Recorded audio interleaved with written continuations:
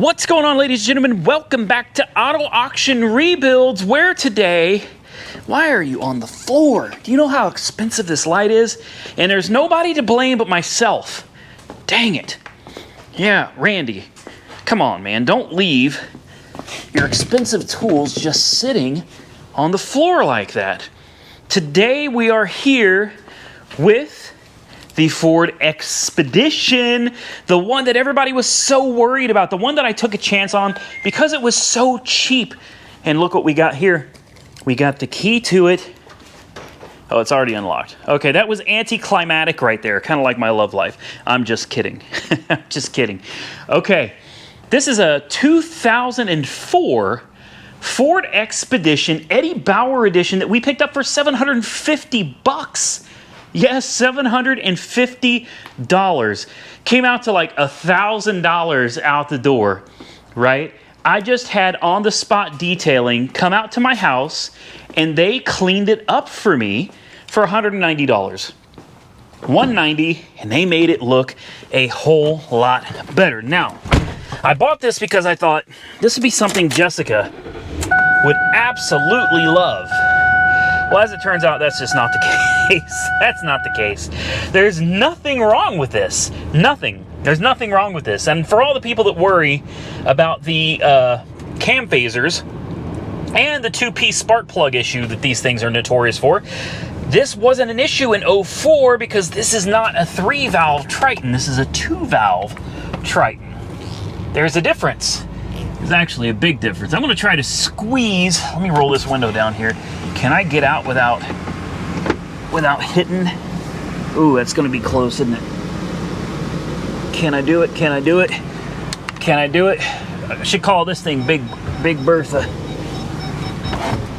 Can I do it? I think I got it. And that's about the time you say you think you got it. That's about the time that you don't got it. Boy, I will be really upset if I hit my own car. I did that once. Okay. Are we clear? We're clear. We made it. I want to get this thing out into the sunlight so you can really get a good look at it.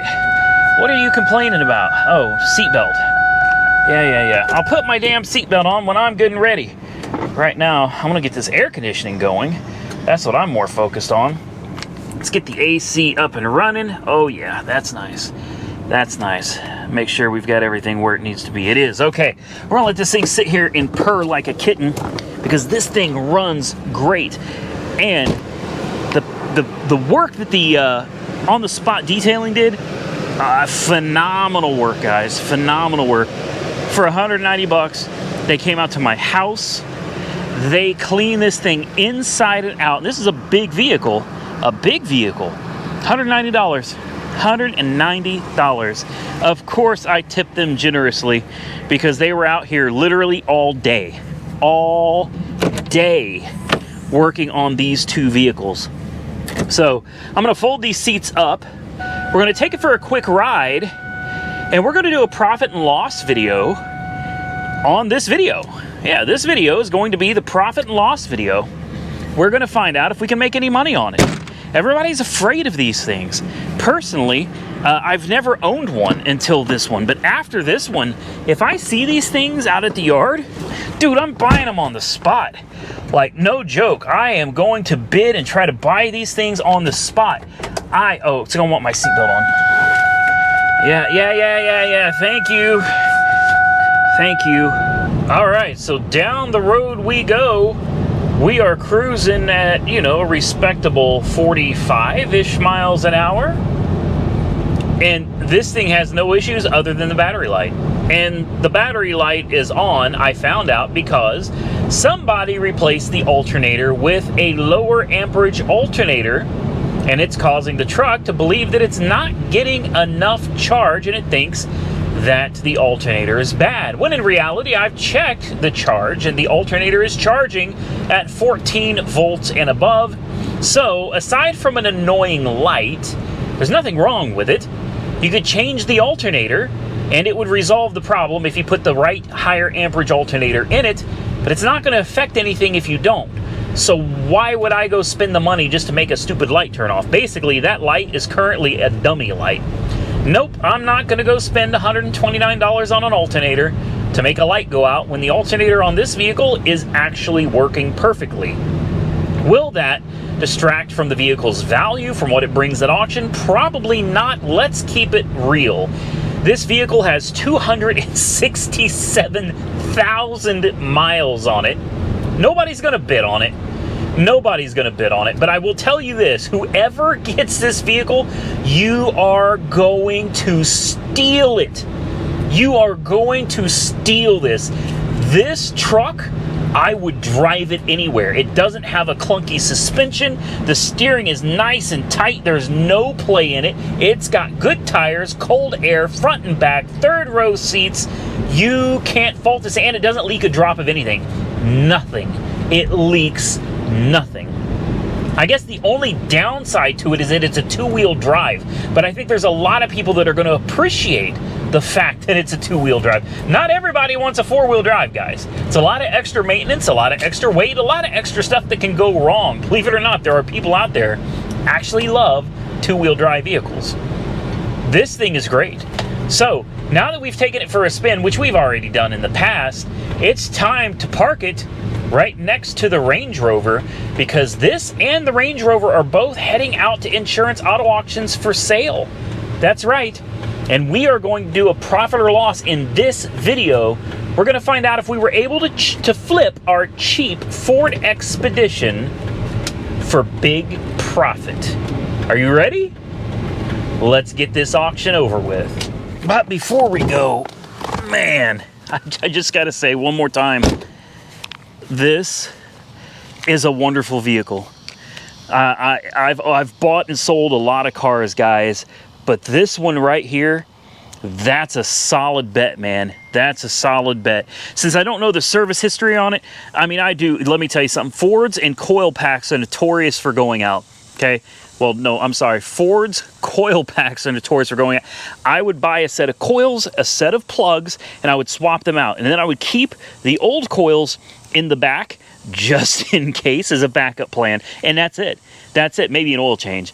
I would drive the living heck out of this thing. And I know a lot of people are wondering, well, why are you getting rid of the Expedition? The Expedition, if it's so good, why are you getting rid of the Range Rover? Guys, take a look around. Okay, look around. Number one, I'm kind of out of room here. Now, I do have AAR headquarters, but, like, come on, guys. That's an hour drive away. All right, you come into the garage, and we've got the 57 Plymouth Plaza. You go into my front yard, we've got a Hellcat.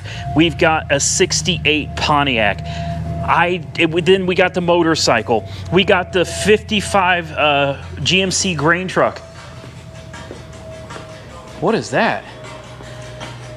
Okay, somebody's phone is in here playing. Anyway, I got more cars than I need, guys. I think currently I have 11 cars total. I don't need that many. So we got to let them go, and I'm winning 3 more cars today. So stay tuned, and let's find out what the Expedition sells for at auction. So at the end of the day, how much did we make? Well, the 2004 Expedition has been sold for quite a while now, and I'm just now getting around to making these videos for you guys because you have been very, very persistent that I get on to telling you how much all these cars for. So I got a stack of papers, all right, and we're going to start with the 04 Expedition. So we had $1,195.34 invested into it total. We sold it for $901. It happens. It happens. We lost $294.34, but we made up for that. I made one YouTube video about this vehicle, just one. That YouTube video brought in $889.12. That brings us a profit of $594.78. Now, I already know there are going to be some of you that say you cannot use the YouTube revenue as a way to offset the loss from the vehicle, and that's fine. You can do it however you want, but here's what I got to tell you. Okay, all of my business ventures fall under the umbrella of one name. Okay, so at the end of the day, it doesn't matter if I lose money on 10,000 cars in a year and I make a bunch of money on YouTube videos. Okay, at the end of the day, as far as the IRS is concerned, my losses go up against my profits. And whatever wins in the end, whether I lose more money than I made that year or I made more money than I lost, that's what the IRS sees, okay? They don't care how it's figured out. So I'm telling you, as far as my business structure is concerned, this is what I made. This is a profit on this vehicle, $594.78. That is what the IRS is going to see at the end of the year, technically. I mean, really, we do an overall at the end of the year, all of the vehicles sold, all of the YouTube revenue made, and then we figure out how much profit was left after all of that is done. But for the purpose of this video, $594.78. I hope you enjoyed this content. If you did, hit the thumbs up button. If you didn't, hit the thumbs down button. Subscribe to the channel if you're not currently subscribed. Stay safe out there, everybody. I look forward to seeing you all again very soon in the next one.